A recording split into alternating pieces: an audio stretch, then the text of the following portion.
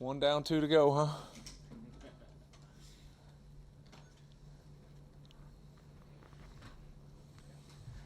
Jay, could you just talk a little bit about Jay Harris and what he was able to do as a first time playing and what you see his role as going forward?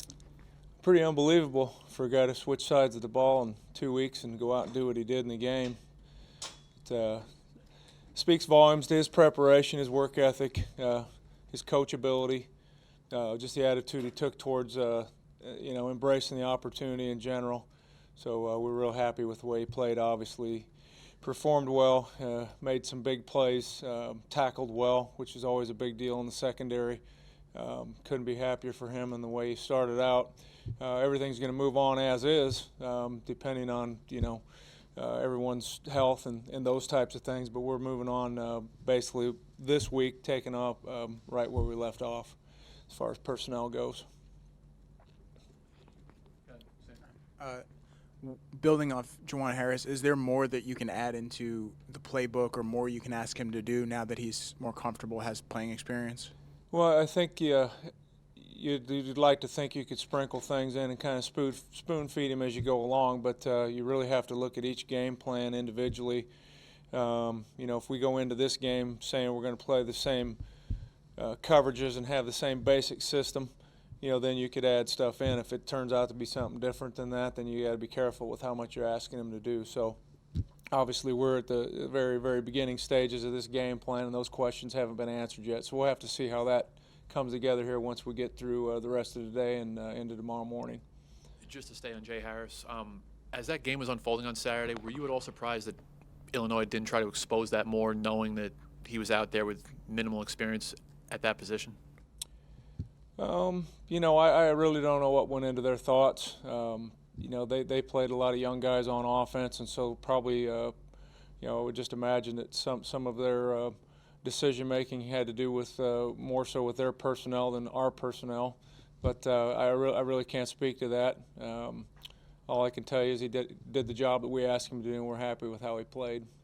Yeah. Hey, can you talk about the process of coaching a guy like that who comes over from the other side of the ball, both from your perspective and also his teammates, as they try and show him their experiences?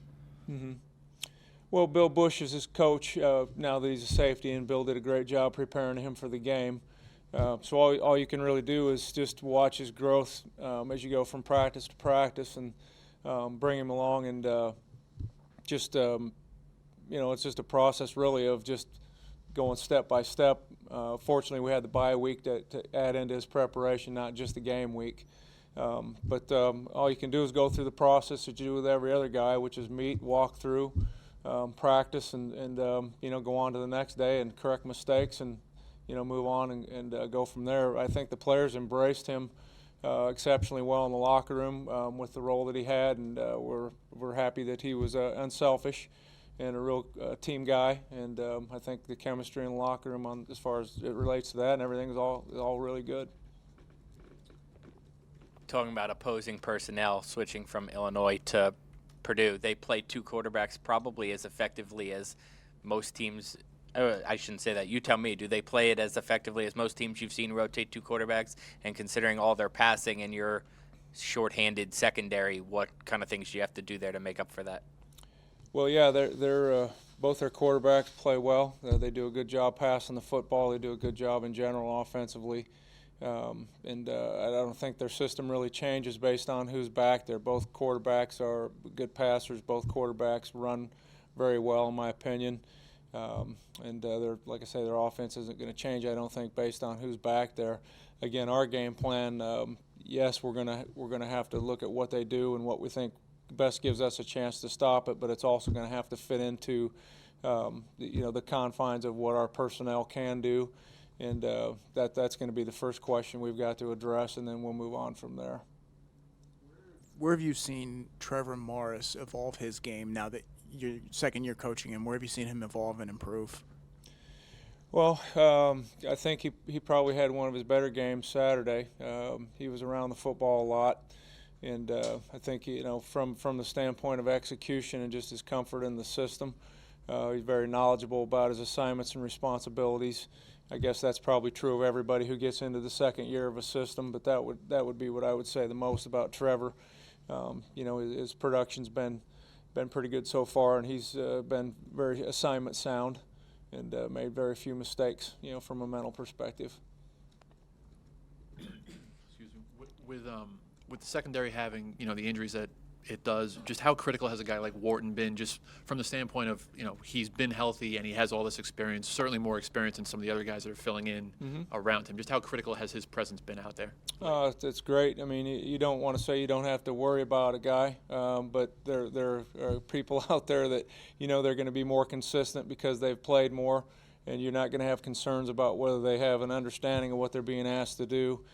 So not only, you know, you don't have that to concern yourself with, but you also know you're going to get a good quality of play out of Isaiah. He's the same guy every week, really prepares well, plays hard, you know, does his job consistently well. Nobody's perfect, but he's been a real steady guy back there, and I appreciate what he's contributed on a week-in, week-out basis.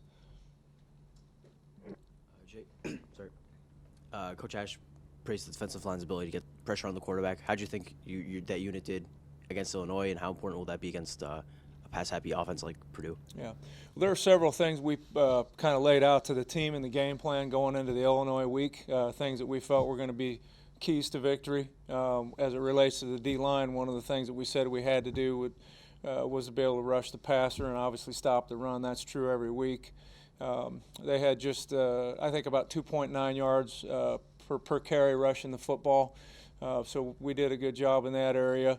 But in regards to pressuring the quarterback, you know, we did have a couple sacks, but we also had a lot of plays where we had people right around him as he was trying to get ready to throw the football or was being hit right after he released it. All those things really factor into completions and somebody being able to stay in the pocket and whether or not they're comfortable in not doing that. And so I felt like they played a really good football game and played super hard and really answered the bell as far as you know, Coach Ash putting the challenge out to them to being one of the keys to our success. And to get on to your second part of your question, that'll be true this week as well. You know, as much as these guys throw the football and as well as they do it, you know, we're going to have a established pass rush consistently throughout the game in order to try to keep them off balance.